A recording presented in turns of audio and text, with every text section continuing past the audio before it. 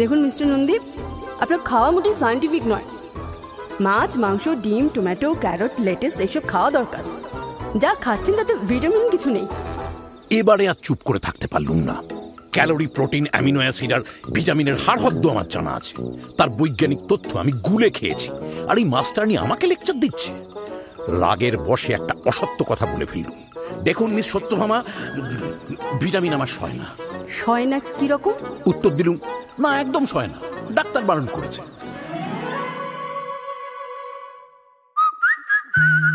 গপ্প মিরে ঠেক, কিছু ভয়, কিছু রহস্য, কিছু হাসি, কিছু প্রেম, এই ঠেকে সবই আছে।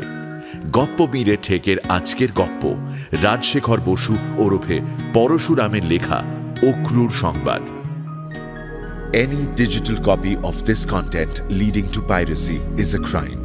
এই গল্পের যে কোনো রকম পাইরেসির বিরুদ্ধে উপযুক্ত আইনি ব্যবস্থা নেওয়া হবে। পাইরেসি দণ্ডনীয় অপরাধ। অনুগ্রহ করে পাইরেসি করবেন না, পাইরেসি সাপোর্ট করবেন না। তাহলে শুরু করা যাক।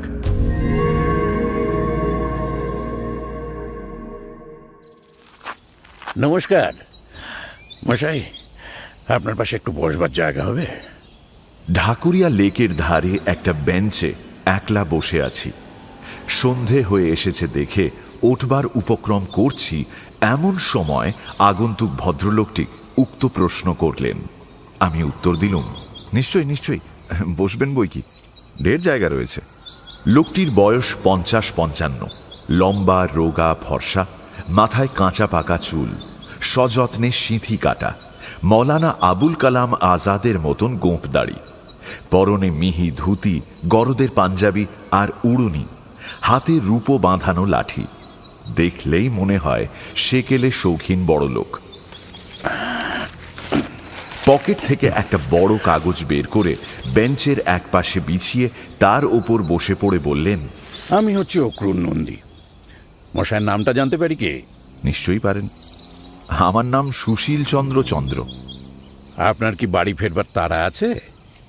না থাকে তো খানিকক্ষণ বসুন না, আলাপ করা যাক। দেখুন, আমি হচ্ছে একটু খাপ ছাড়া ধরনের, লোকের সঙ্গে সহজে মিশতে পারি না, যার তার সঙ্গে বনেও না। তবে আমার সঙ্গে আলাপ করতে চাইছেন কেন, যদি না বনে? অক্রুর নন্দী ভুরু কুঁচকে আমার দিকে চেয়ে বললেন, আমি চেহারা দেখে মানুষ চিনতে পারি। আপনার বয়স 40-এর নিচে, কি বলেন? আগে হ্যাঁ। তাহলে বনবে। বুড়োদের সঙ্গে আমার মোটেই বনে না। তাদের হাড়, চামড়া, মন সব শুকিয়ে শক্ত হয়ে গেছে। ভাবছেন লোকটা বলে কি, নিজেও তো বুড়ো। বয়স হয়েছে বটে, কিন্তু আমার মন শুকোয়নি। অর্থাৎ আপনি এখনো তরুণ আছেন। অক্রুর বাবু মাথা নেড়ে বললেন, তরুণ ফরুণ নই, আমি হচ্ছে একজন বোদ্ধা, অর্থাৎ ফিলোসফার। জগৎটাকে হ্যাংলা বোকার মতো গপ গপ করে গিলতে চাই না, চেখে চেখে, চিবিয়ে চিবিয়ে ভোগ করতে চাই। চলুন না আমার বাড়ি, খুব কাছেই। রাত্রের খাবারটা আমার সঙ্গেই খাবেন, আমার জীবন দর্শনও আপনাকে বুঝিয়ে দেব। ভদ্রলোকের মাথায় একটু গোল আছে, তাতে সন্দেহ নেই। বললুম, আসলে আজ তো বাড়িতে বলে আসিনি, ফিরতে দেরি হলে সবাই ভাববে যে। বেশ, কাল এই সময় এখানে আসবেন, আমি আপনাকে বাড়ি নিয়ে যাব, সেখানেই আহার করবেন। ভাবছেন লোকটা আবু হোসেন নাকি? কতকটা তাই বটে। একা একা থাকি, কথা কইবার উপযুক্ত মানুষ খুঁজে বেড়াই, কিন্তু লাখে একজনও মেলে না। আপনাকে দেখে মনে হচ্ছে আপনিও একজন বোদ্ধা। কি করা হয়? কলেজে ফিলসফি পড়াই। বাহ বাহ, তবেই দেখুন আমি কিরকম মানুষ চিনতে পারি। যা ভাবছেন তা নয়, আমার বুদ্ধি অত্যন্ত সামান্য। পুরুত যেমন করে যজমানদের মন্ত্র পড়ায়, আমিও তেমনি করে ছাত্রদের পড়াই। নিজেও কিছু বুঝি না, তারাও কিছু বোঝে না। ও কথা বলে আমায় ভোলাতে পারবেন না। আচ্ছা, এখন আলোচনা থাক। আপনি বোধহয় উঠবার জন্য ব্যস্ত হয়েছেন, আপনাকে আর আটকে রাখবো না। কাল ঠিক আসবেন তো? অক্রুর নন্দী বাতিগ্রস্ত বটে, কিন্তু শেক্সপিয়ার যেমন বলেছেন, এর পাগলামিতে শৃঙ্খলা আছে। লোকটিকে ভালো করে জানবার জন্য খুব কৌতূহল হলো। বললুম, আগে হ্যাঁ, ঠিক আসবো, নমস্কার। পরদিন যথাকালে উপস্থিত হয়ে দেখলুম অক্রুর বাবু বেঞ্চে বসে আছেন। আমাকে দেখে উৎফুল্ল হয়ে বললেন, আসুন আসুন সুশীল বাবু, এখানে সময় নষ্ট করে কি হবে, আমার বাড়ি চলুন। খুব কাছেই, এই তো সাদার্ন এভিনিউয়ের পাশ দিয়ে বেরিয়েছে হর্ষবর্ধন রোড, তারই 10 নম্বর হচ্ছে আমার বাড়ি। যেতে যেতে আমি বললুম, যদি কিছু মনে না করেন তাহলে একটা কথা জিজ্ঞেস করব। হ্যাঁ, করুন না। মশায়ের কি করা হয়? আপনি আত্মা মানেন? বড় কঠিন প্রশ্ন। আমার একটা আত্মা জন্মাবধি আছে বটে, বয়সের সঙ্গে সঙ্গে বদলেও যাচ্ছে, কিন্তু জন্মের আগেও সেই আত্মাটা ছিল কিনা তা তো জানি না। আপনি হচ্ছেন আত্মাবাদী অ্যাগনস্টিক। আপনার বিশ্বাস আপনার থাকুক, তাতে আমার কোনো আপত্তি নেই, কিন্তু আমি জন্মান্তরীণ আত্মা মানি। আমার গত জন্মের আত্মাটি খুব চালাক ছিল মশাই, বেছে বেছে বড় লোকের বাড়িতে জন্মগ্রহণ করেছে। আপনি ভাগ্যবান লোক। তা বলতে পারেন। বাবা এত টাকা রেখে গেছেন যে রোজগারের কোনো দরকারই নেই। অন্য চিন্তা থাকলে উচ্চ চিন্তা করতে পারতাম না। আমি বেকার অলস লোক নই, দিনরাত গবেষণা করি কিসে মানুষের বুদ্ধি বাড়বে, সমাজে সংস্কার হবে।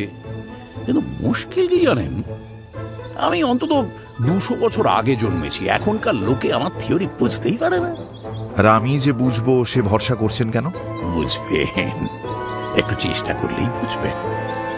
আপনার দোকানের উপর একটু ঢিবি মতন আছে, ওই হলো বোদ্ধার লক্ষণ। আসুন আসুন, এই তো আমার আস্তানা অক্রুর ধাম।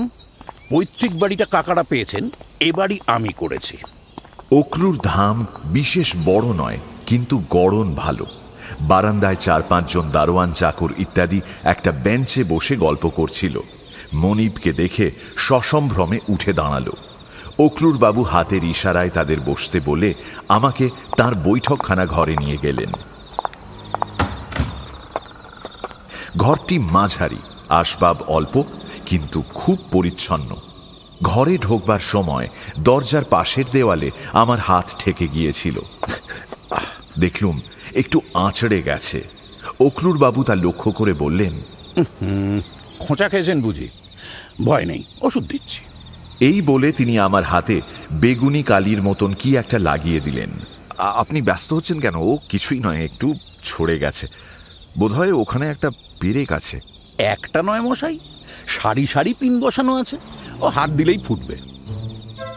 কেন লাগাতে হয়েছে জানেন? ভারতবর্ষ হচ্ছে বাঁকা শ্যাম ত্রিভঙ্গ মুরারির দেশ। এখানকার লোকে খাড়া হয়ে বেশিক্ষণ দাঁড়াতে পারে না। চাকর, ধোবা, গোয়ালা, নাপিত যেই হোক, এমনকি অনেক শিক্ষিত লোকও দরজায় বা দেওয়ালে হাতের ভর দিয়ে ত্রিভঙ্গ হয়ে দাঁড়ায়। সে শ্রীকৃষ্ণের আমল থেকে চলে আসছে।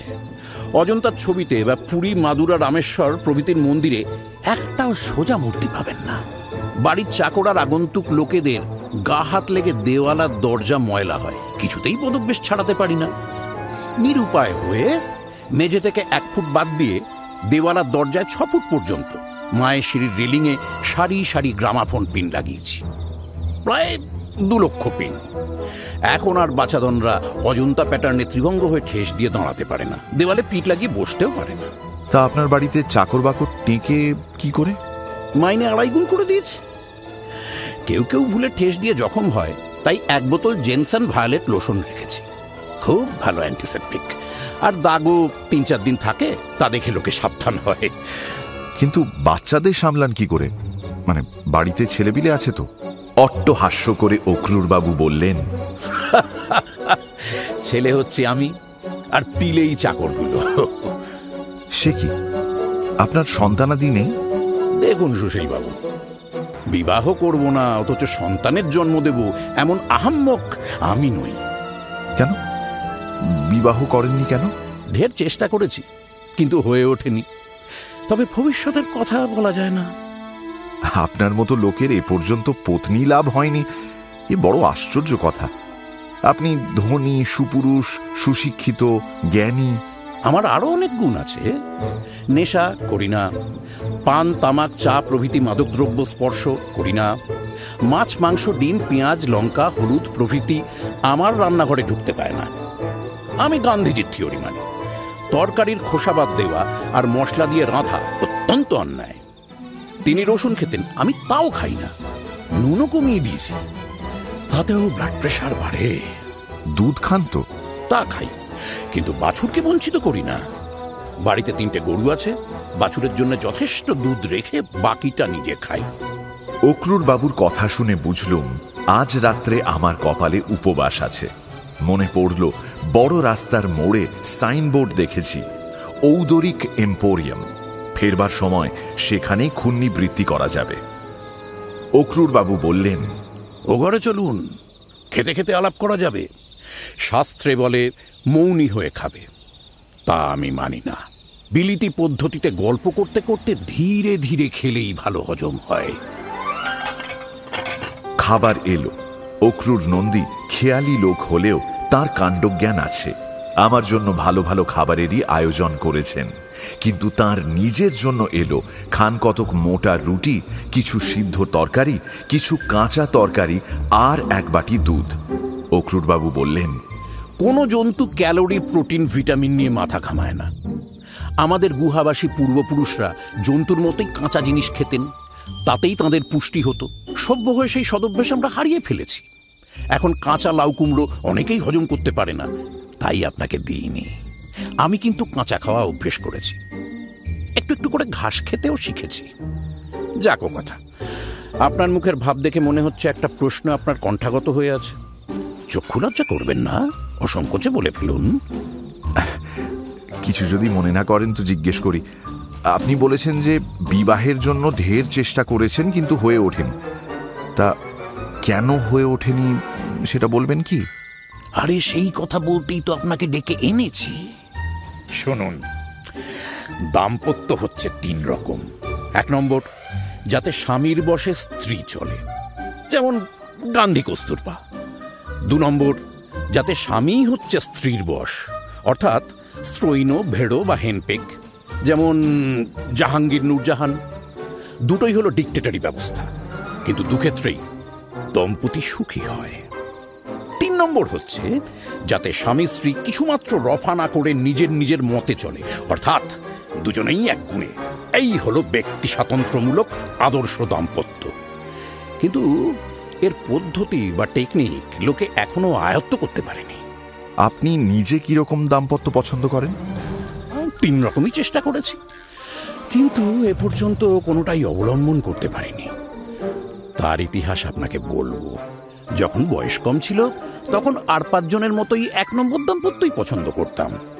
যেমন বাঁদর, ষাঁড়, ছাগল, মোরগ প্রভৃতি জন্তু, তেমনি মানুষেরও পুংজাতি সাধারণত প্রবল, তারাই স্ত্রীজাতি শাসন করতে চায়। কিন্তু মুশকিল কি হলো জানেন?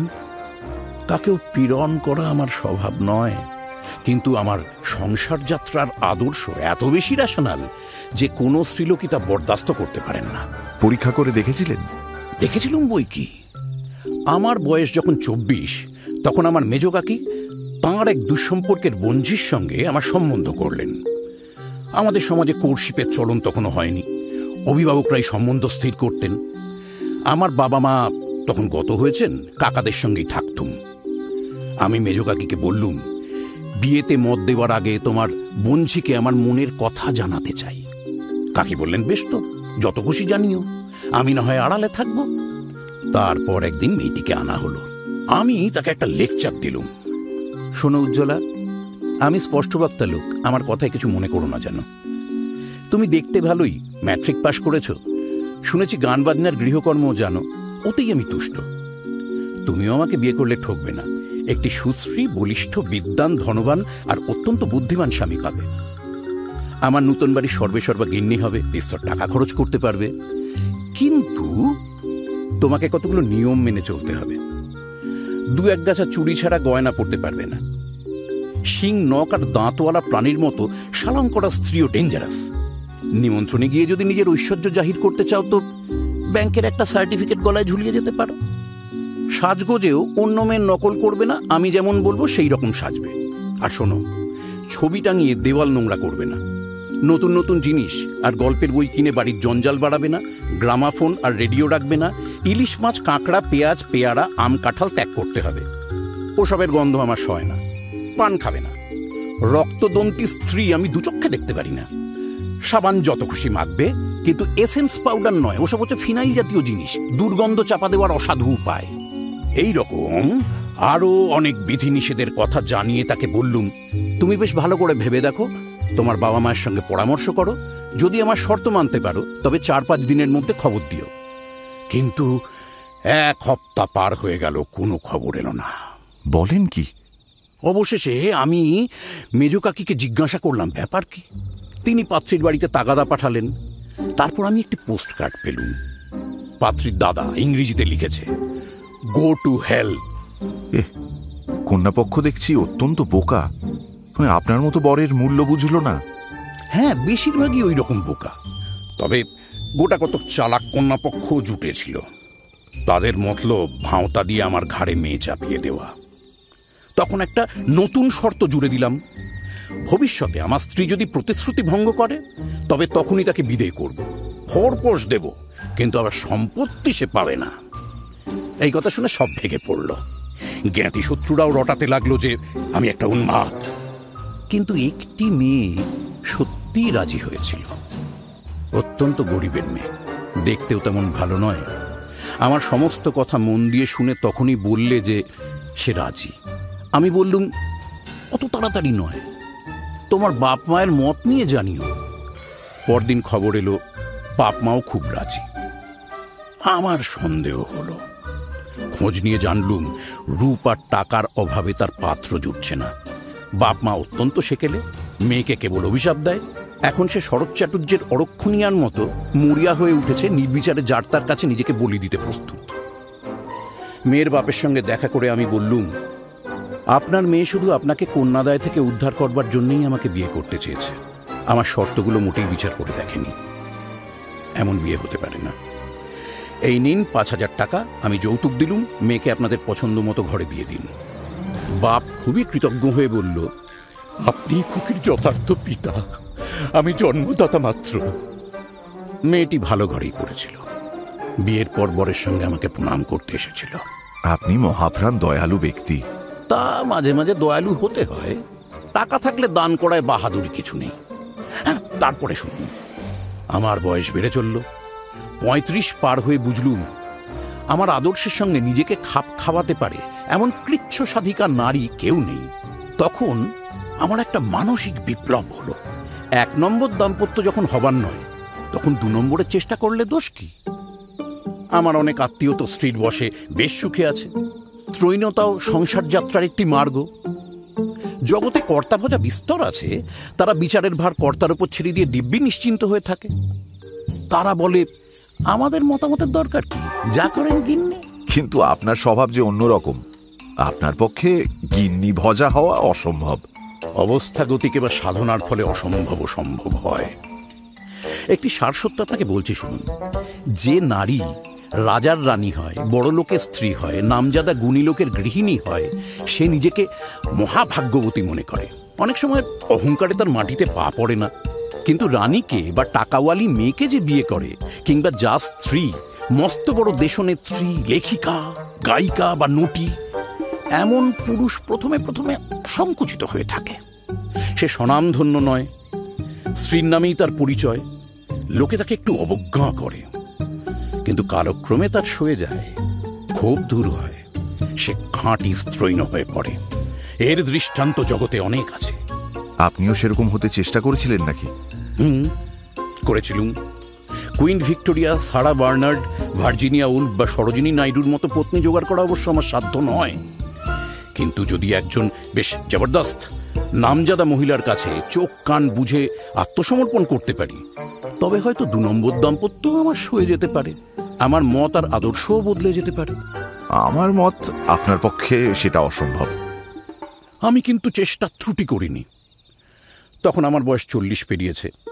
পুরীতে স্বর্গদ্বারের পূব দিকে নিজের জন্য একটা বাড়ি তৈরি করাচ্ছি। ওশান ভিউ হোটেলে আছি। আমার পুরনো সহপাঠী ভূপেন সরকারের সঙ্গে দেখা হয়ে গেল।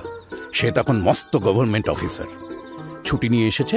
সঙ্গে আছে তার বোন সত্যভামা সরকার। দুজনে আমার হোটেলেই উঠল।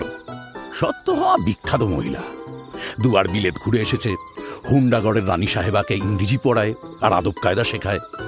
অনেক বইও লিখেছে। নাম আগেই শোনা ছিল, এখন আলাপ হলো। বয়স আন্দাজ 35, দশাশই চেহারা, মুখটি গোবদা গোছের, ড্যাবড্যাবে চোখ, নিচের ঠোঁট একটু বাইরে ঠেলে আছে। দেখলেই বোঝা যায় ইনি একজন জবরদস্ত মহিয়সী মহিলা।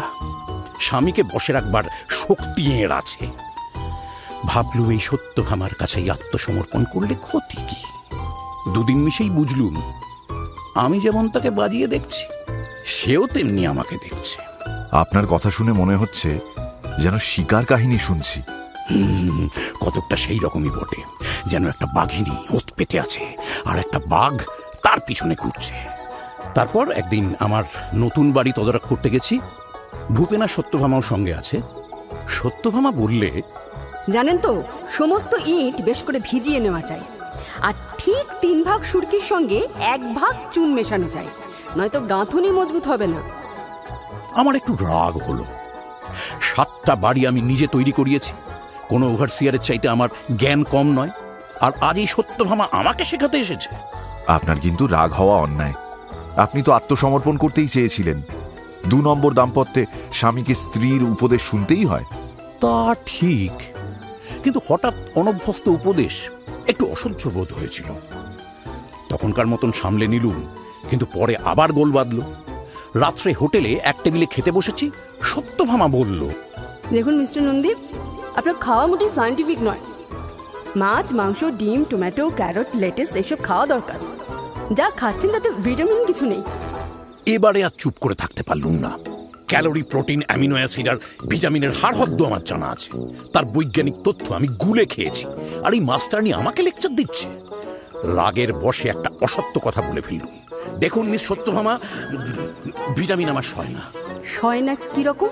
উত্তর দিলুম, না একদম সয় না, ডাক্তার বারণ করেছে। সত্যভামা ঘাবড়ে গিয়ে চুপ মেরে গেল। আপনার ধৈর্য দেখছি বড়ই কম। সেই তো হয়েছে বিপদ। উপদেশ আমার বরদাস্ত হয় না। তার 3-4 দিন পরে যা হলো তা একেবারে চূড়ান্ত। বিকেলে সমুদ্রের ধারে বসে সূর্যাস্ত দেখছি, শুধু আমি আর সত্যভামা। ভূপেন বোধহয় ইচ্ছে করেই আসেনি। সত্যভামা হঠাৎ বলল, ওহে অক্রূর, তুমি গোবদারি কালি কামিয়ে ফেলো, ওতে তোমাকে মানায় না, জঙ্গলি জঙ্গলি মনে হয়। কি আস্পর্ধা দেখুন! যার ছাগল দাড়ি বা ইঁদুরে খাওয়ার মতো বিশ্রী দাড়ি তার অবশ্য না রাখাই উচিত, কিন্তু আমার মতন যার সুন্দর নীরের দাড়ি সে কামাবে কোন দুঃখে? সত্যভামার কথায় আমার মেজাজ গরম হয়ে উঠল। কোটি কোটি বৎসর ধরে পুরুষত্বের যে বীজ প্রাণী পরম্পরায় সঞ্চারিত হয়ে এসেছে, যার প্রভাবে সিংহের কেশর, ষাঁড়ের ঝুঁটি, ময়ূরের পেখম আর মানুষের দাড়িগোফ উদ্ভূত হয়েছে, সেই দুর্দান্ত পুং হরমোন আমার মাংসে মজ্জায় কুপিত হয়ে উঠল। আমি ধমক দিয়ে বললুম, চোপড়াও, ও কথা মুখে আনবে না। কামাতে চাও তো নিজের মাথা মুড়িয়ে ফেলো। সত্যভামা আমার দিকে একবার কটমট করে তাকালো, তারপর উঠে চলে গেল। রাত্রে খাওয়ার সময় ভাই বোন কাকেও দেখলুম না। পরদিন সকালে ট্রেনে আমি কলকাতা রওনা হলাম। তারপর আর কোথাও 2 নম্বর দাম্পত্যের চেষ্টা করেছিলেন? আবার বুঝতে পারলুম 1 নম্বর 2 নম্বর কোনোটাই আমার ধাতে সইবে না। তারপর হঠাৎ একদিন আবিষ্কার করলুম দাম্পত্যের 3 নম্বরও আছে, যাতে স্বামী স্ত্রী নিজের মতে চলে অথচ সংঘর্ষ হয় না। আবিষ্কারটা ঠিক আমি করিনি, রবীন্দ্রনাথই করেছিলেন। হ্যাঁ, বলেন কি? রবীন্দ্রনাথ? হ্যাঁ, রবীন্দ্রনাথই করে গেছেন, কিন্তু লোকে তার গুরুত্ব বুঝতে পারেনি। তাঁর লেখা থেকে আমি পুনরাবিষ্কার করেছি। তিনি কি লিখেছেন শুনতে চান? অক্রূর বাবু পাশের ঘর থেকে শেষের কবিতা এনে পড়তে লাগলেন। অমিত রায় লাবণ্যকে বলছে, ওপারে তোমার বাড়ি, এপারে আমার। একটি দ্বীপ আমার বাড়ির চূড়ায় বসিয়ে দেব। মিলনের সন্ধ্যাবেলায় তাতে জ্বলবে লাল আলো, বিচ্ছেদের রাতে নীল। অনাহুত তোমার বাড়িতে কোনো মতেই যেতে পাবো না। তোমার নিমন্ত্রণ মাসে 1 দিন, পূর্ণিমার রাতে। পুজোর সময় অন্তত 2 মাসের জন্য দুজনে বেড়াতে বেরোবো, কিন্তু দুজনে 2 জায়গায়। তুমি যদি যাও পর্বতে, আমি যাব সমুদ্রে। এই তো আমার দাম্পত্যের দৈরাজ্যের নিয়মাবলী তোমার কাছে দাখিল করা গেল। তোমার কি মত? লাবণ্য উত্তর দিচ্ছে, মেনে নিতে রাজি আছি। আমি জানি আমার মধ্যে এমন কিছুই নেই যা তোমার দৃষ্টিকে বিনা লজ্জায় সইতে পারবে। সেই জন্যে দাম্পত্যে 2 পারে 2 মহল করে দেওয়া আমার পক্ষে নিরাপদ। এরপর লাবণ্য প্রশ্ন করছে, কিন্তু তোমার নববধূ কি চিরকাল নববধূই থাকবে? টেবিলে প্রবল চাপড় দিতে দিতে উচ্চস্বরে অমিত বললে, থাকবে থাকবে থাকবে। অমিত রায় হচ্ছে একটি কথার তুবড়ি। রবীন্দ্রনাথ পরিহাস করে তাকে দিয়ে যা বলিয়েছেন, আপনি তা সত্য মনে করছেন কেন? মোটেই পরিহাস নয়, একেবারে খাঁটি সত্য। তিনি সর্বদর্শী কবি ছিলেন। দাম্পত্যের যা পরাকাষ্ঠা, সেই 3 নম্বরেরই ইঙ্গিত দিয়ে গেছেন। তার ভাবার্থ হচ্ছে, স্বামী স্ত্রী আলাদা বাড়িতে বাস করবে, কালে ভদ্রে দেখা করবে, তবেই তাদের প্রীতি স্থায়ী হবে, নববধূ চিরকাল নববধূ থাকবে। আপনি এরকম দাম্পত্যের চেষ্টা করেছিলেন? একবার মাত্র চেষ্টা করেছিলুম, তা বিফল হয়েছে। কিন্তু বিফলতার কারণ এ নয় যে রবীন্দ্রনাথের থিওরি ভুল। আমার নির্বাচনেই গলদ ছিল। যাই হোক, আর চেষ্টা করবার প্রবৃত্তি নেই। ঘটনাটা বলবেন কি? শুনুন, আমার বয়স তখন 50-এর কাছাকাছি। রবীন্দ্রনাথের ফর্মুলাটি হঠাৎ একদিন আবিষ্কার করে মনে হলো, বাহ, এই তো দাম্পত্যের শ্রেষ্ঠ মার্গ, চেষ্টা করে দেখা যাক না। আমার গোটা কতক বাড়ি আছে, ছোট বড় ফ্ল্যাটে ভাগ করা, সেগুলো ভাড়া দিয়ে থাকি। একদিন একটি মহিলা আমার সঙ্গে দেখা করে একটি ছোট ফ্ল্যাট ভাড়া নিলেন। নাম বাগেশ্রী দত্ত, বয়স আন্দাজ 40। কিন্নর বিদ্যাপীঠে গান বাজনা নাচ শেখান, দেখতে মন্দ নয়, আমার পছন্দ হলো। ক্রমে ক্রমে আলাপও হলো। ভাবলুম, 1 নম্বর দাম্পত্যের আশা নেই, 2 নম্বরেও রুচি নেই, এই বাগেশ্রীকে নিয়ে 3 নম্বরের চেষ্টা করা যাক। যখন আলাদা আলাদা বাস করব, তখন তো আদর্শ আর মতামতের প্রশ্নই ওঠে না। তার সঙ্গে দেখা করে বললুম, শোনো বাগেশ্রী, আমাকে বিয়ে করবে? আমি নিজের বসত বাড়িতে থাকবো, তোমাকে আমার রসা রোডের বাড়িটা দেব, সেটাও বেশ ভালো বাড়ি। তোমাকে টাকাও প্রচুর দেব, তুমি নিজের বাড়িতে নিজের মতো চলবে, আমার পছন্দ অপছন্দ মানতে হবে না। মাসে একদিন আমি তোমার অতিথি হব, আর একদিন তুমি আমার অতিথি হবে। এই শর্তে বিয়ে করতে রাজি আছো? বাগেশ্রী বলল, এক্ষুনি খাসা হবে। আমার বাড়িতে আমার মা, দিদিমা, মাসি, 2 ভাই আর 4 বোনকে এনে রাখবো। এই ফ্ল্যাটটায় তো মোটেই কুলোয় না। আমি বললুম, তা তো চলবে না, তোমার বাড়িতে আমি গেলে ভিড়ের মধ্যে হাঁপিয়ে উঠবো যে। বাগেশ্রী বলল, তোমাকে সেখানে যেতে কে বলেছে? তুমি নিজের বাড়িতে থাকবে, আমিও তোমার কাছে থাকবো। তুমি যা নেলা খেপা মানুষ, আমি না দেখলে চাকর বাকর সর্বস্ব লোপাট করবে। বাপরে, সে আমি সইতে পারবো না। আমার পিসে মশাইয়ের ভাগ নেই, প্রাণতোষ দাদাও আমার কাছে থাকবে, সেই সব দেখবে শুনবে, তোমাকে কিছুই করতে হবে না। বাগেশ্রীর মতলবটি শুনে আমি তখনই সরে পড়লুম। এরপর সে 3 দিন আমার সঙ্গে দেখা করতে এসেছিল। আমি হাঁকিয়ে দিয়েছি। উকিলের চিঠি পাননি? পেয়েছিলুম।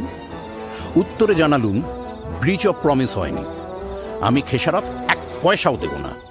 তবে বাগেশ্রী যদি 2 মাসের মধ্যে তার প্রাণতোষ দাদা বা আর কাকেও বিবাহ করে, তবে 5000 টাকা যৌতুক দিতে প্রস্তুত আছি। বাগেশ্রী তাতেই রাজি হয়েছিল। সকলকেই যৌতুক দিলেন, শুধু সত্যভামা বেচারি ফাঁকে পড়লেন। তিনিও একেবারে বঞ্চিত হননি। পুরী থেকে চলে আসবার 3 মাস পরে একটি নিমন্ত্রণ পত্র পেয়েছিলাম। হুন্ডাগড়ের খুড়া সাহেবের সঙ্গে সত্যভামার বিবাহ হচ্ছে। আমি একটি ছোট্ট পিকিনিজ কুকুর সত্যভামাকে উপহার পাঠিয়ে দিলাম। খুব খানদানি কুকুর, তার জন্য প্রায় 800 টাকা খরচ হয়েছিল। 1, 2, 3 নম্বর সবই তো পরীক্ষা করেছেন, তা আপনার ভবিষ্যৎ প্রোগ্রাম কি? কিছুই স্থির করতে পারিনি। আপনি তো বোদ্ধা লোক, একটা পরামর্শ দিন না। দেখুন অক্রুরবাবু, আপনার উপর আমার অসীম শ্রদ্ধা হয়েছে, যা বলছি তাতে দোষ নেবেন না। আমি সামান্য লোক, শরীর বা মনের তত্ত্ব কিছুই জানি না, কিন্তু আমার মনে হয় আপনি যে পুং হরমোনের কথা বলছেন, তা কিন্তু হরেক রকম আছে। একটাতে দাড়ি গজায়, আরেকটাতে গুঁটিয়ে দেবার অর্থাৎ আক্রমণের শক্তি আসে, আরেকটাতে সর্দারি করবার প্রবৃত্তি হয়। তাছাড়া আরও একটা আছে যা থেকে প্রেমের উৎপত্তি হয়। বোধ হচ্ছে আপনার সেইটের কিঞ্চিত অভাব আছে। আপনি কোনো বিশেষজ্ঞ ডাক্তারের সঙ্গে পরামর্শ করুন। খানিকক্ষণ চুপ করে থেকে অক্রুরবাবু বললেন, তাই করা যাবে। আমি নমস্কার করে বিদায় নিলাম। তারপরে আর কোনোদিন অক্রূর নন্দীর সঙ্গে দেখা হয়নি। শুনেছি তিনি সমস্ত সম্পত্তি দান করে দ্বারকা ধামে তপস্বিনী জগদম্বা মাতাজির আশ্রমে বাস করছেন। ভদ্রলোক শেষকালে আত্মসমর্পণই করলেন। আশা করি তিনি শান্তি পেয়েছেন।